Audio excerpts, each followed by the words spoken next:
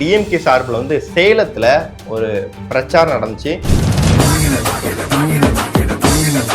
அதில் குறிப்பாக தேமுதிகவை சேர்ந்த பிரேமலதாவும் மக்கள் நீதி மையத்தை சேர்ந்த கமலஹாசனும் அந்த பிரச்சாரத்தில் கலந்துக்கிட்டது மட்டும் இல்லாமல் இன்னொரு விஷயத்த பண்ணி மொத்தத்தையும் திசை திருப்பி அவங்க சைடு ஃபோக்கஸ் பண்ணுற மாதிரி ஒரு விஷயத்த பண்ணி பேசிட்டாங்க. தமிழ்நாடு முழுக்க ஒரே ஒரு குற்றச்சாட்டு தான் அண்ணன் மேல இருக்கு. அதுவும் இந்த பெண்கள் கூட்டத்தில் நான் சொல்றேன், எங்க பார்த்தாலும் பாலியல் வன்கொடுமை, போதை கலாச்சாரம் இருக்கு.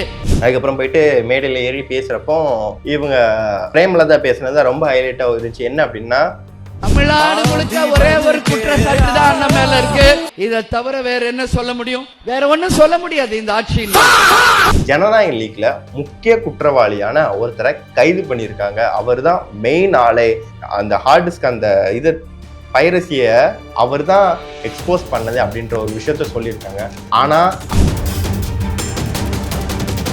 இதுல ஒரு விஷயம் என்னன்னா, சில பேர் இந்த சோசியல் மீடியாவில் சொல்லிட்டு இருக்காங்க, விஜய் தான் படத்தை ரிலீஸ் பண்ணிட்டாரு, அவருடைய அரசியல் தேவைக்காக விஜய் தான் படத்தை லீக் பண்ணி, அதாவது அரசியல பரபரப்பு உண்டு பண்ணணும், அவருக்கான வாக்கு வங்கிகளை உயர்த்தணும் அப்படின்றதுக்காக விஜய் தான் ரிலீஸ் பண்ணியிருக்காரு அப்படின்னு சும்மா சோசியல் மீடியாவை ஆட்டி பார்க்குற மாதிரி சில விஷயங்கள்லாம் பேசினாங்க இல்லையா?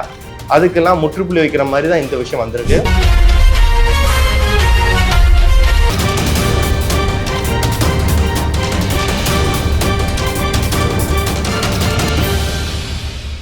ஜனநாயகன் படத்துடைய லீக் வந்து கடந்த ஒரு வாரமா அதோட டாக் தான் போய்கிட்டு இருந்துச்சு.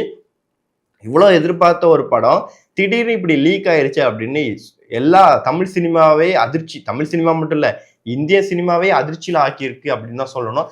அந்த அளவுக்கு ஒரு சினிமாவே ஒரு உலுக்கி இருக்குன்னு சொல்லுவாங்கல்ல, அந்த மாதிரி ஒரு விஷயத்த ஜனநாயகன் லீக் வந்து அமைச்சிருது. அது என்னன்னா, இப்போ ரீசெண்டா ஒரு விஷயம் வந்திருக்கு. என்ன அப்படின்னா, ஜனநாயகன் லீக்ல முக்கிய குற்றவாளியான ஒருத்தரை கைது பண்ணியிருக்காங்க. அவர் தான் மெயின் ஆளே. அந்த ஹார்ட் டிஸ்க் அந்த இது பைரசிய அவர் தான் எக்ஸ்போஸ் பண்ணது அப்படின்ற ஒரு விஷயத்த சொல்லியிருக்காங்க. ஆனா அவர் வந்து அந்த படத்தோட எடிட்டர் இல்லைங்கிறதையும் மென்ஷன் பண்ணியிருக்காங்க. அப்புறம் யார் இந்த எடிட்டர் அப்படின்னு கேட்பீங்க. அதான, ஜனநாயகன் படத்தோட எடிட்டிங் ப்ராசஸ் ஒரு ரூம்ல நடந்துகிட்டு இருக்கு. அந்த நபர், அதாவது வேறொரு படத்துடைய உதவி படத்தொகுப்பாளர், அதாவது அசிஸ்டன்ட் எடிட்டர் வந்து இந்த ரூம்குள்ள எப்படி வந்தாருன்றதே ஒரு கேள்விக்குறிதான். ஏன்னா ஃப்ரீலான்சரா ஒர்க் பண்ணிக்கிட்டு இருக்கவர் இங்க வந்து அந்த ஃபுட்டேஜ் எடுத்து லீக் பண்ணியிருக்காங்கன்று இப்போ சமீபத்தில் நியூஸ்ல வந்துட்டு இருக்கு.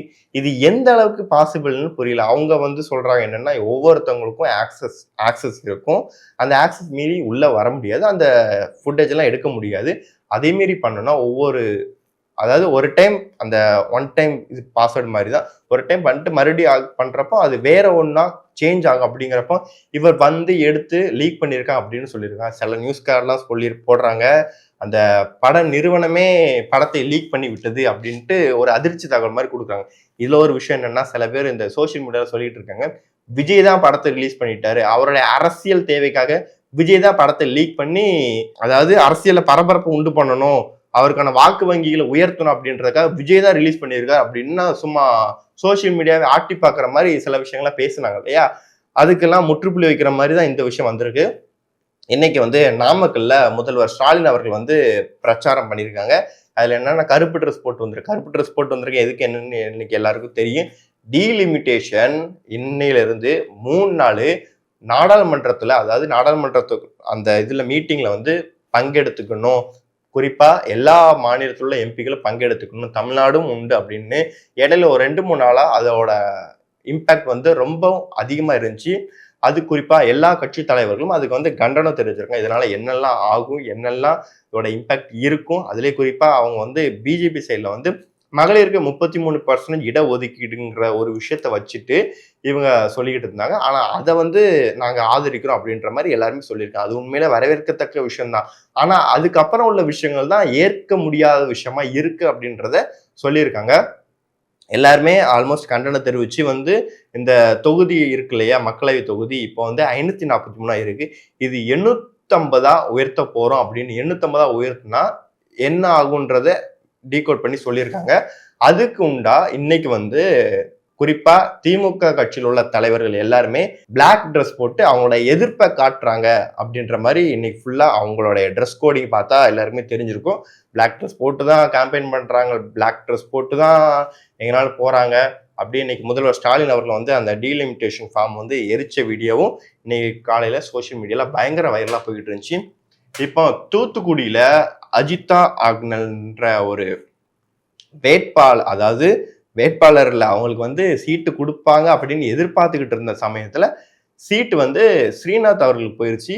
அதனால இப்போ அவங்க வந்து ஒரு வீடியோ ஒன்று சொல்லியிருக்காங்க, ஒன்று ப்ரெஸ்ஸஸ் வந்து ஒன்று பேசியிருக்காங்க. அஜிதா பத்தி அவங்க சொல்லணும்னா, அவங்களுடைய ஹிஸ்டரி பத்தி சொல்லணும்னா, ஆரம்பத்துல வந்து மாவட்ட செயலாளர் பதவி கேட்டு விஜய் அவரோட காரை மறிச்சு பெரிய போராட்டமே பண்ணாங்க. அப்ப கூட அந்த இடத்துல வந்து அதாவது கட்சி ஆஃபீஸ்ல போயிட்டு போராட்டம் பண்ணி காம்ப்ரமைஸ் பண்ணி அவங்க வந்து பேசி அமைச்சிட்டாங்க.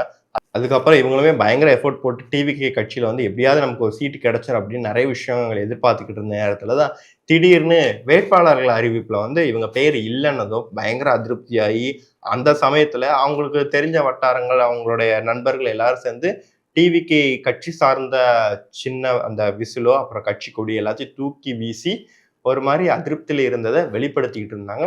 இப்போ சமீபத்துல ஒரு 2 நாள் முன்னாடி நினைக்கிறேன் அவங்க வந்து டிஎம்கேல இணைஞ்சதா அதிகாரப்பூர்வமா ஒரு போட்டோவா சொல்லியிருந்தாங்க. டிஎம்கேல இணைஞ்சதுக்கு என்ன ரீசன்றதும் எல்லாருக்கும் தெரியும். இப்போ அவங்க ஒரு கிளாரிபிகேஷனுக்காக ஒரு வீடியோ சொல்லியிருந்தாங்க. அதுல என்னன்னா, தூத்துக்குடி மாவட்டத்துல மொத்தம் 6 தொகுதிகளுக்குமே யாருமே வேட்பாளர்களை சரியான முறையில நியமிக்கல.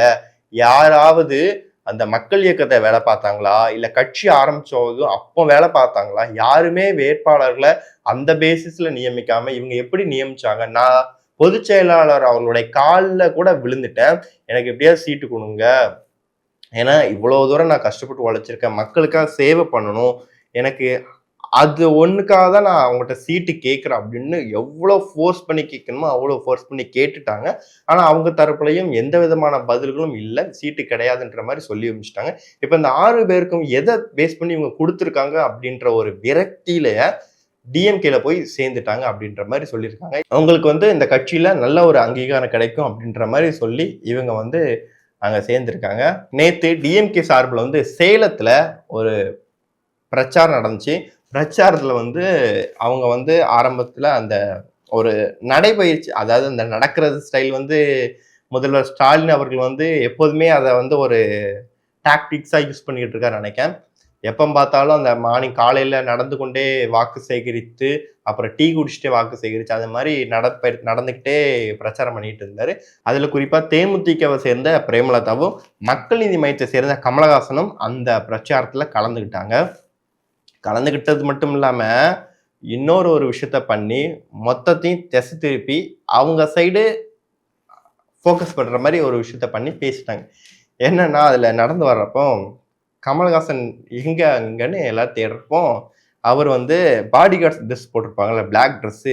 ஆக்சுவலாக இன்னைக்கு தான் பிளாக் ட்ரெஸ் போடுறதா இவங்க சொல்லிட்டு இருந்தாங்கல்ல, இவர் நேத்தே ஆரம்பிச்சிட்டாரு போல பிளாக் ட்ரெஸ் போடுறத. நேத்தே பிளாக் ட்ரெஸ் போட்டு தான் நடந்து வந்துட்டு இருந்தாங்க. அந்த பாடி கார்ட்ஸ் மாதிரியே இருந்ததா நிறைய பேர் சோசியல் மீடியாவில் போட்டு மீமா போட்டுட்டு இருக்காங்க. எங்க இவர் கமலையை காணுன்னு பார்த்தா இந்த தான் இருக்கிற அப்படின்ட்டு மீமா போட்டுட்டு இருந்தாங்க. அதுக்கப்புறம் போயிட்டு மேடையில் ஏறி பேசுகிறப்போ இவங்க பிரேமலதா பேசுனது ரொம்ப ஹைலைட்டாக இருந்துச்சு. என்ன அப்படின்னா, கேப்டன் ஆரம்பிச்சப்போ தேமுதிக கட்சியை எந்த அளவுக்கு விமர்சனம் பண்ணணுமோ, எந்த அளவுக்கு கட்சியை காலி பண்ணணுமோ அந்த அளவுக்கு கொண்டு போய் கட்சியை ஒன்றும் இல்லாததா ஆக்கின திமுகவுல இருந்து அந்த இப்போ கூட்டணி வச்சிருக்காங்க இல்லையா பிரேமலதா விஜயகாந்த், அதாவது இப்பதான் தேமுதிக வந்து எல்லாரும் ஓரளவுக்கு தெரிகிற மாதிரி அவங்களுடைய இதை ஐடியாலஜி அந்த ஒரு இம்பாக்டை கிரியேட் பண்ணிட்டாங்க, அந்த மாதிரி தான் சொல்லணும். அப்போ வடிவேலுவை மேடையில எந்த அளவுக்கு வடிவேலு வந்து விஜயகாந்தை அடிச்சு பேசணுமோ அந்த அளவுக்கு தரம் தாழ்ந்தி விஜயகாந்த்ன்ற ஒரு மனுஷனை டோட்டலா அடக்க முடியுமோ அந்த மாதிரி ஒரு பேச்சு பேசின திமுக கூட இன்னைக்கு பிரேமலதா அவங்க கூட்டணி வச்சுட்டு விஜய் அவர்களை எந்த அளவுக்கு பேசணுமோ அந்த அளவுக்கு பேசுறாங்க.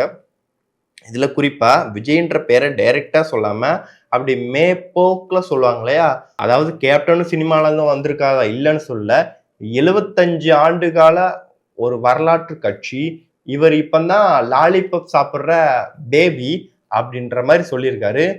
அதாவது இதுல எதை சொல்றாரு, எப்படி மீன் பண்றாரு அப்படின்னா, அப்போ வடிவேலு விஜயகாந்த் என்ன பண்றாரோ அதே தான் இப்போ இவங்களும் விஜய்க்கு பண்றாங்க. அதை தான் இப்போ எல்லாருமே சோசியல் மீடியா பக்கம் எல்லாருமே மேற்கோள் காட்டி சொல்லிட்டு வராங்க.